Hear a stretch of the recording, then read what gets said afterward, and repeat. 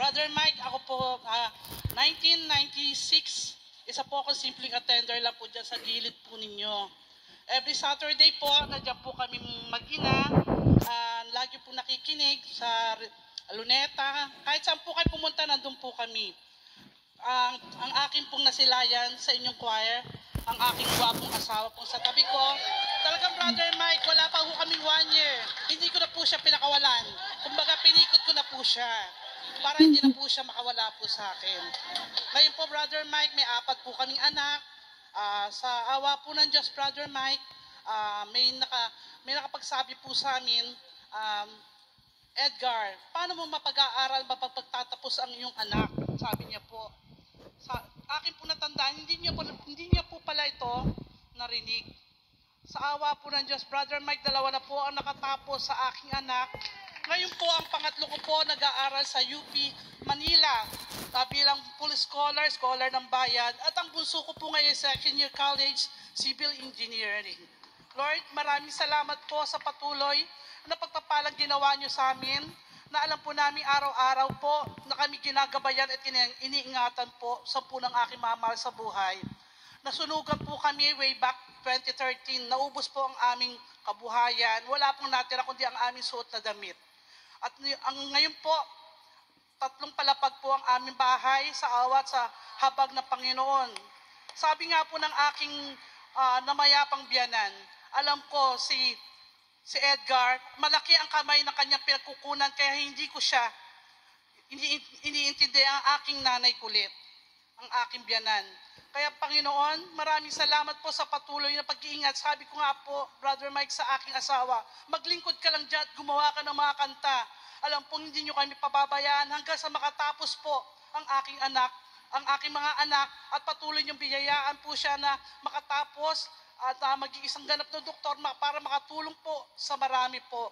At hinahangad din po namin pamilya sa oras na dumating po ang panahon na makatapos po ang aking mga anak. Kami Amen. po'y tatayo sa inyong harapan para magpatotoo po. Huwag mong sariliin, sister. Maraming salamat po, Brother Mike, sa patuloy na pagpapakilala niyo po sa aming dalawang mag-asawa. Si sister. Ang aking Excited asawa lang. din niyo po rin sasabihin, siya po ay dakilang tambay po sa kanilang lugar. Din po siya. Sabi nga po ng aking mga kapatid, bilang ate at small bread po ng aming, ako po sa Tawa aking ni Brother pamilya. Mike. Ano po ba ang nagustuhan ko sa aking asawa? Baliktad po ng mga naging boyfriend ko po na may mga itsura, na magwapo. Sabi ko, wala po pala sa itsura, Brother Mike.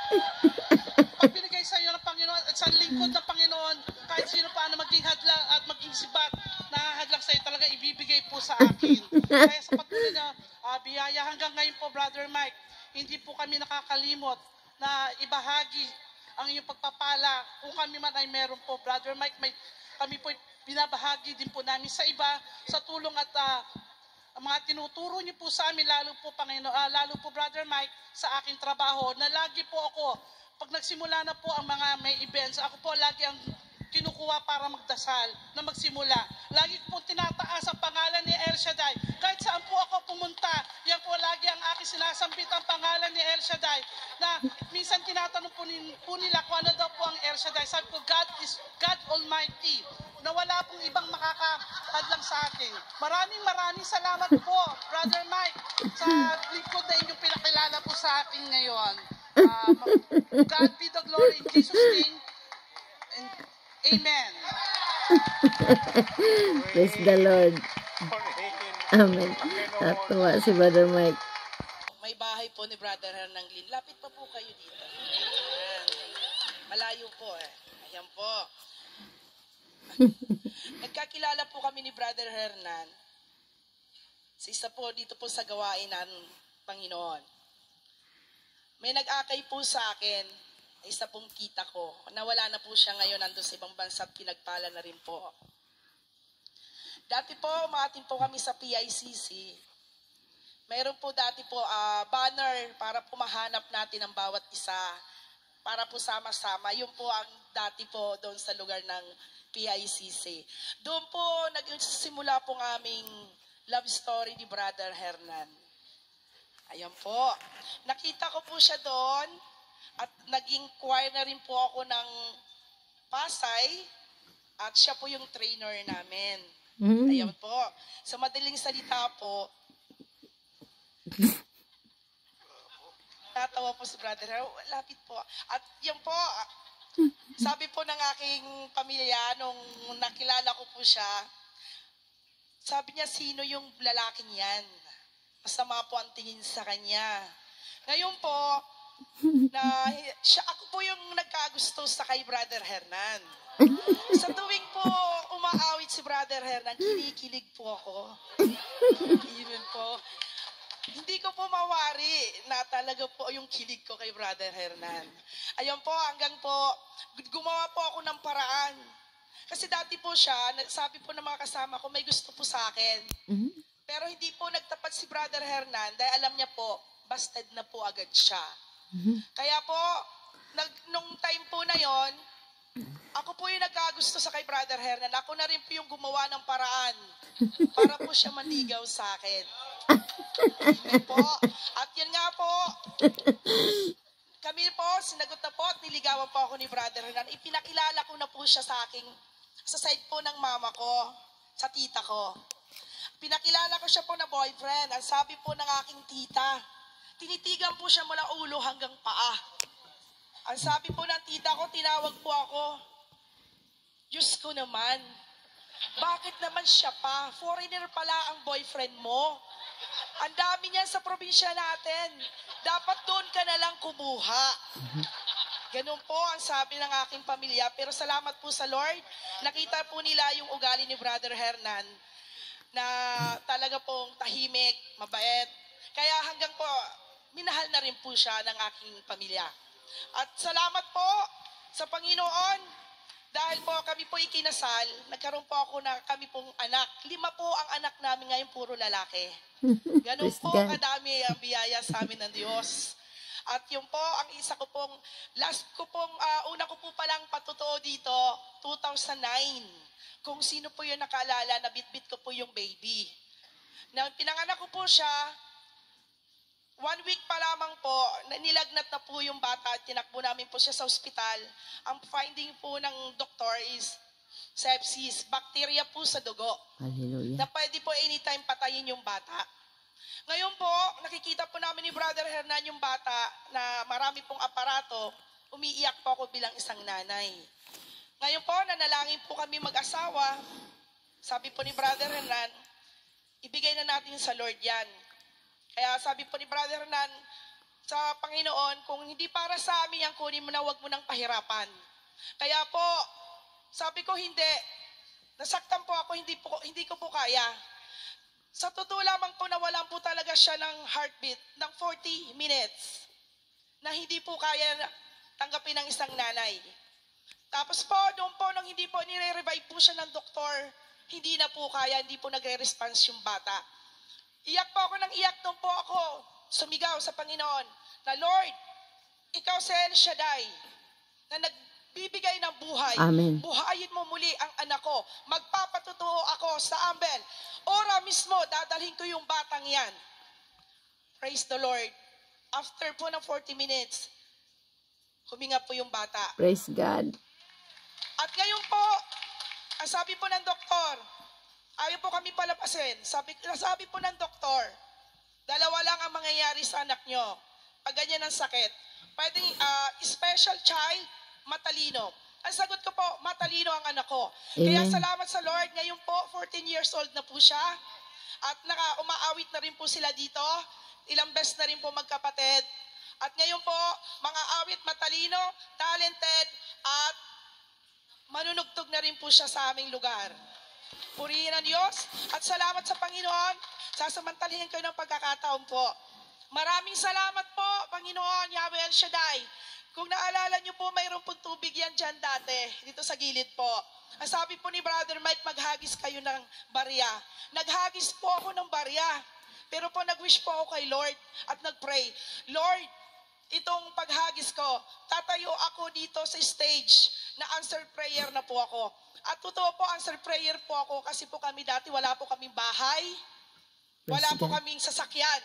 Pero ngayon po, ito pagtayo ko, ako'y nagpapasalamat sa Diyos dahil yung bahay pinagkaloob na po sa amin, hindi po namin alam kung paano namin nakuha. At ngayon po, may nagpapagamit na rin po sa amin ng 4 wheels na sasakyan po, nagpagamit po sa amin isa pong mabuti at tinuturing po namin na pamilya dito sa Maynila, sa Cavite. Amen. Maraming salamat, Panginoon, at Praise maraming God. salamat po, Brother Mike. Patuloy po kayong bigyan ng kalakasan ni Amen. Yahweh El Shaddai. To God be the glory. Praise God. Thank you, Lord. Purihin ang Panginoon. According Araw ng Martes po at magandang gabi mga kapatid ko sa pananampalataya. Brother Mike Ba't nakatakip and yung sa buong bukha Velarde mo, family po. sister? Magandang gabi po sa inyo lahat. Ako po si Len Grafiel Reyes ng Santa Ana, Manila. Katabi ko po ngayon ang kabiyak ng aking puso, ang pinakagwapo at husay na manunugtog ng ESGMM Band, Brother Rominic Gitong Reyes. Magsi-16 years na po kaming kasal this year. Binayayaan po kami ng 2 anak na lalaki. At marami na rin po kaming napagtagumpayang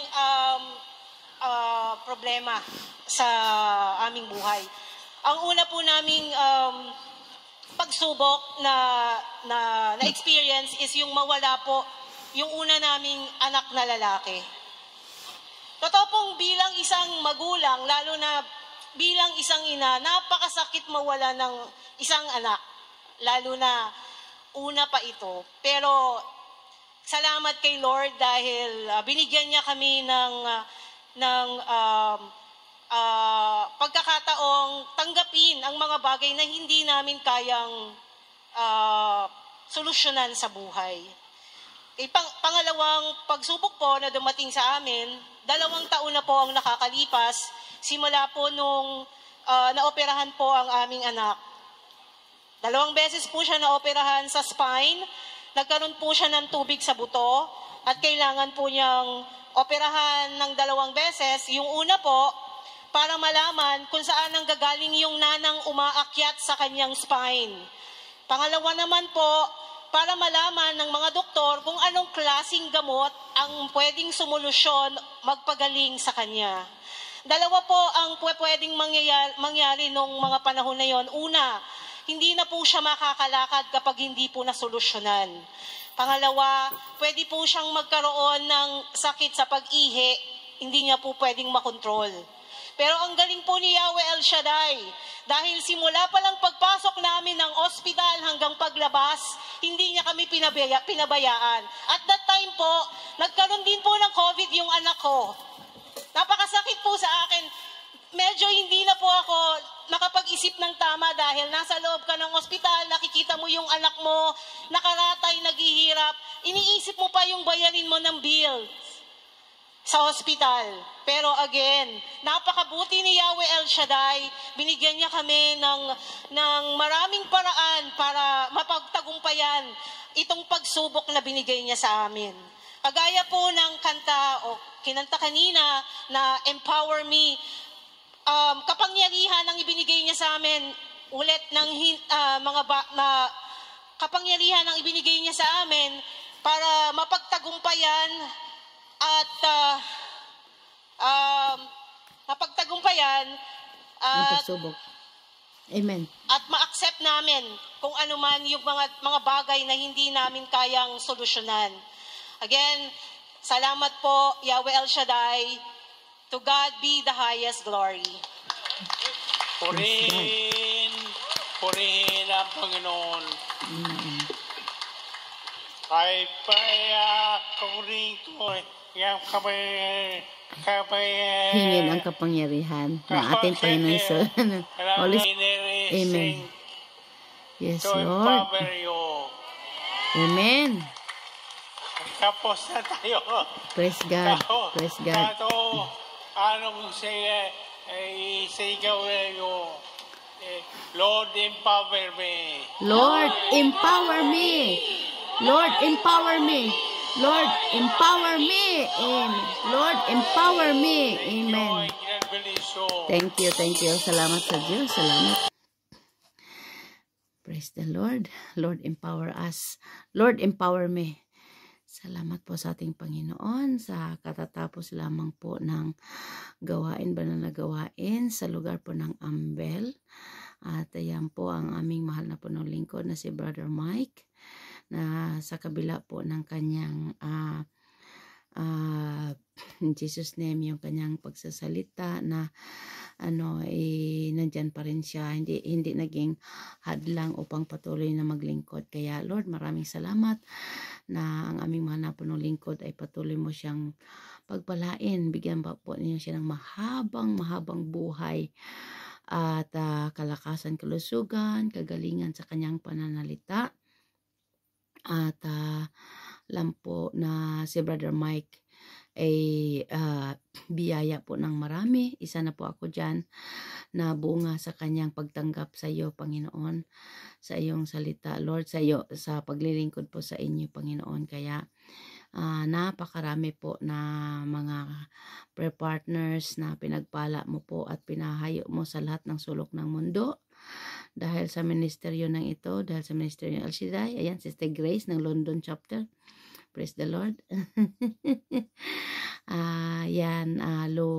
Magana po ang pangalan ni Yahweh El Shaddai. Dahil ang mga prayer partners, dala po namin ang salita, ang pangalan ni Yahweh El Shaddai saan man kami inilagay ni Lord.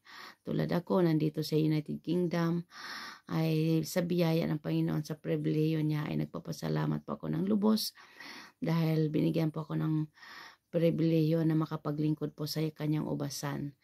Yes, Lord, maraming salamat. At ngayon nga po, marami po tayong mga hayo this month.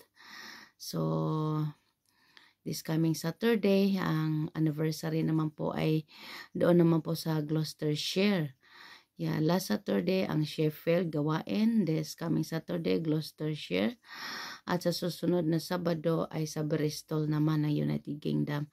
So praise God, salamat po sa ating Panginoon at i-bless po si Brother Mark na siya ang magmamaneho ng sasakyan papunta sa mga gawain. Praise the Lord, sa Diyos ang kapurihan dahil tunay nga po na wala ang di nagagawa ng tao ay nagagawa ng Diyos. Sa Diyos ay walang imposible. Isa rin po ako dyan na mga nag-a-attend dyan sa Ambel, sa Lunita, sa PICC noon, nung hindi pa ako naka-abroad. Isa po ako dyan. Kaya salamat po sa Panginoon. Tunay nga po na ang ating mga kahilingan ay tinutugon ng ating Diyos na buhay. Nakakatuwa at nakaka-bless po yung mga testimony po ng mga sisters na mga kabiak po ng mga disciple. Kaya salamat po sa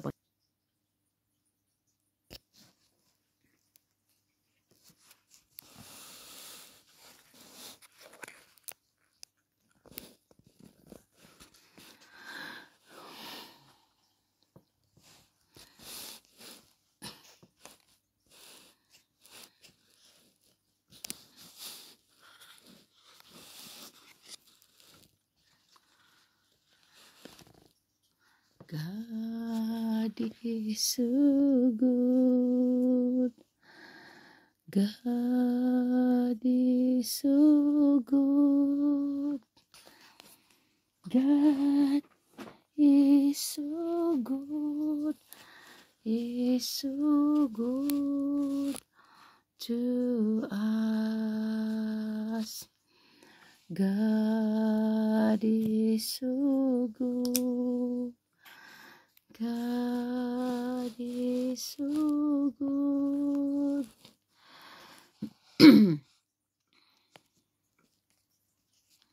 Tunay nga po na nakaka-bless po. Nakaka-bless po ang mga testimony ng ating mga kapatid sa kanyang ubasan. At lalo na po yung sister na lahat ng kanyang mga anak ay pinagpala ng ating Panginoon. Nakaka-amaze po talaga, no? Pareho silang naglilingkod sa ubasan ni Yahweh El Shaddai at ang kanilang mga anak ay biniyayaan ng katalinuhan, karunungan at sila ay nakapagtapos sa pag-aaral at sila rin po ay isang lingkod ng ating Panginoon. Hallelujah. Buong pamilya, napakaganda. That's my dream and prayer na ang buong pamilya, lahat nanay at tatay, naglilingkod sa gawain at ang mga anak naman. Yes, oo. Pwede naman yun kasi once a week, ibigay para kay Lord yung para sa kanya na oras. And then, sabi nga ng Panginoon, 6 na araw, binigyan niya tayo ng kalakasan, kalusugan para magtrabaho at 1 araw para sa Kanya. Oo, sa loob na 1 linggo. Oo. Tapos, kung sa banal na misa, 1 oras lang yun. Sa gawain naman sa El Shaddai, medyo mahaba-haba kasi may preparation, lalo na pag workers. Pero, ang kapalit naman noon ay ang kalusugan, kalakasan at mahabang buhay. Dahil ibig ni Lord na ma-enjoy po natin ang mga biyaya at pagpapala dito pa lamang sa mundo ay parang nasa heavenly kingdom na tayo dahil si Lord ang ating laging kasama. Amen.